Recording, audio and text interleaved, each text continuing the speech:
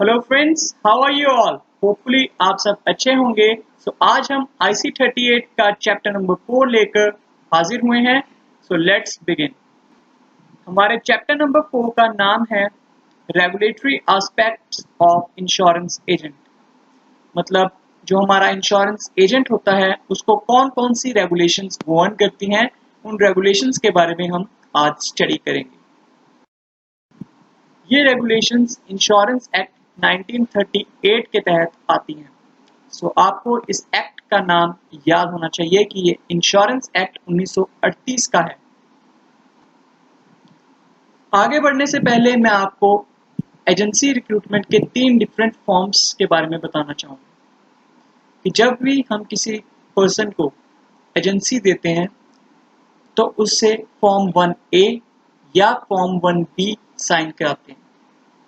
Form 1A उस person से sign कराया जाता है जो एजेंसी पहली बार ले रहा है, और वो एजेंट जिसने पहले जर्नल या हेल्थ इंश्योरेंस में एजेंसी ले रखी है, अगर वो लाइफ में भी एजेंसी लेना चाहता है तो उससे फॉर्म 1B पर साइन कराया जाता है।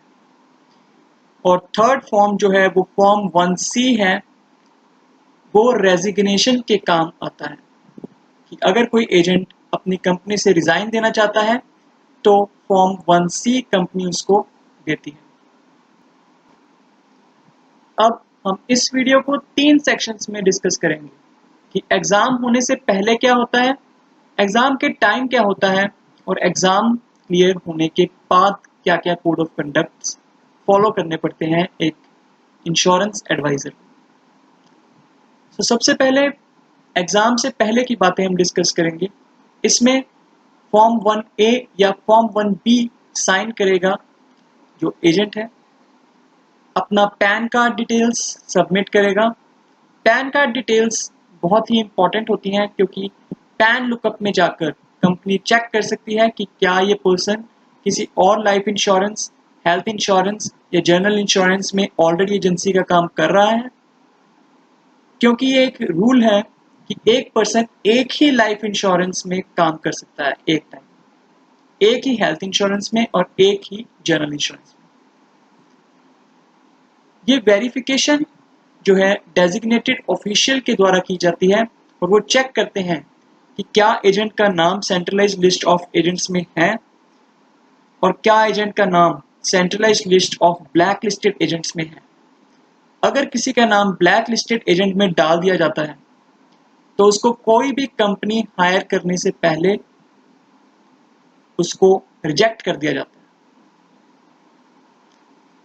और डेजिग्नेटेड ऑफिशियल जो है उसी के ऊपर सारा दारोमदार होता है कि उसने ही पर्सन को सिलेक्ट करना होता है एजेंसी के लिए, और वो 21 डेज के अंदर अंदर अगर किसी को रिजेक्ट करता है तो उसको 21 डेज के अंदर अंदर उसको रीजन ऑफ रिजेक्शन बताना पड़ता है। और फिर वो जो पर्सन है वो एपेलेट ऑफिसर के पास जाकर रिव्यू के बारे में कह सकता है, और एपेलेट ऑफिसर जो है वो रिव्यू देंगे 15 दिन के अंदर अंदर, और उनका डिसीजन फाइनल होगा। अब एग्जामिनेशन टाइम में क्या होता है कि लाइफ, जनरल या हेल्थ इंश्योरेंस के एग्जाम कंडक्ट कराए जाते हैं, पासिंग सर्टिफिकेट दिया जाता है जो एजेंट है, और वो पासिंग सर्टिफिकेट सिर्फ 12 महीनों के लिए ही वैलिड होता है।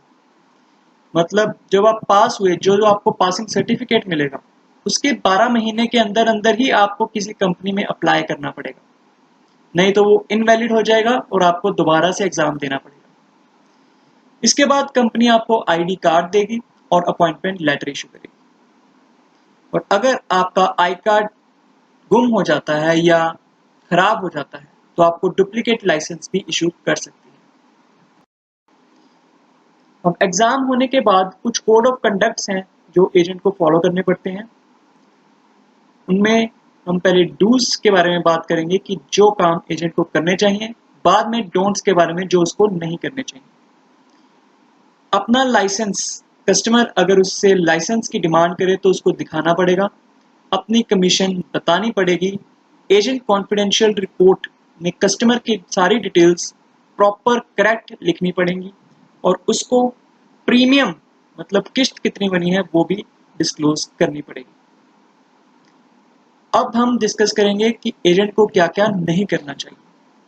अपनी कमीशन कभी भी वो शेयर नहीं करेगा, कभी भी बहुत ही इंपॉर्टेंट इंफॉर्मेशन जो कस्टमर से रिलेटेड है उसको छुपाने की कोशिश नहीं करेगा, पॉलिसी होल्डर को फोर्स नहीं करेगा कि आप अपनी पुरानी पॉलिसी को बंद करा दीजिए, वो ऐसे काम भी नहीं करेगा और किसी और इंश्योरेंस कंपनी का वो डायरेक्टर भी नहीं बन सकता।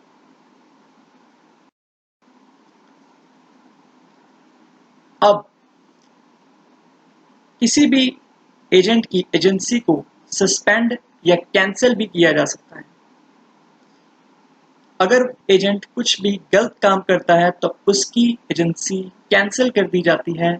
अपॉइंटमेंट लेटर और आईडी कार्ड 7 दिनों के अंदर अंदर वापस ले लिया जाता है और उस एजेंट को ब्लैक लिस्टेड एजेंट्स की लिस्ट में डाल दिया जाता है। और इसी के साथ साथ बाकी इंश्योरेंस कंपनियों को भी बता दिया जाता है कि ये एजेंट हमने ब्लैक लिस्ट में डाल दिया है, अगर ये आपके पास भी काम करता है तो आप भी इसके ऊपर कड़ी नजर रखिए। ये तो था कि कंपनी बाहर निकालती है। अब एजेंट खुद भी बाहर निकल सकता है अपनी मर्जी से, रिजाइन देके। इसमें वो आईडी कार्ड और अपॉइंटमेंट लेटर सरेंडर कर देगा। आईसी फॉर्म 1C वो कंपनी से डिमांड करेगा जो उसको 15 दिन के अंदर अंदर मिल जाएगा और इसके बाद वो नई इंश्योरेंस कंपनी में अप्लाई कर सकता है फॉर्म 1C लेकर। लेकिन एक कंपनी से दूसरी कंपनी में जब बंदा शिफ्ट मारता है तो उसके बीच में कम से कम 90 दिन का पीरियड होना चाहिए।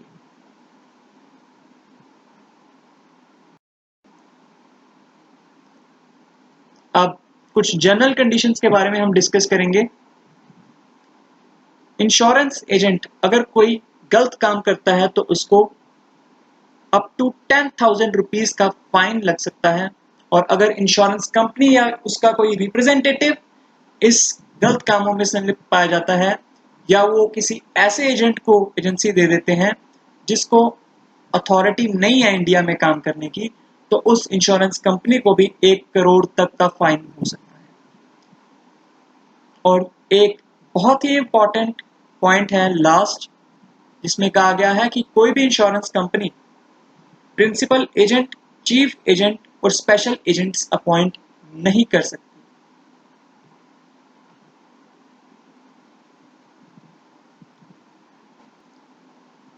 इसी के साथ हमारी ये वीडियो खत्म होती है। Thank you for watching our video, hope you liked it. Please like, comment and share our videos and press the subscribe button and bell icon to never miss an update.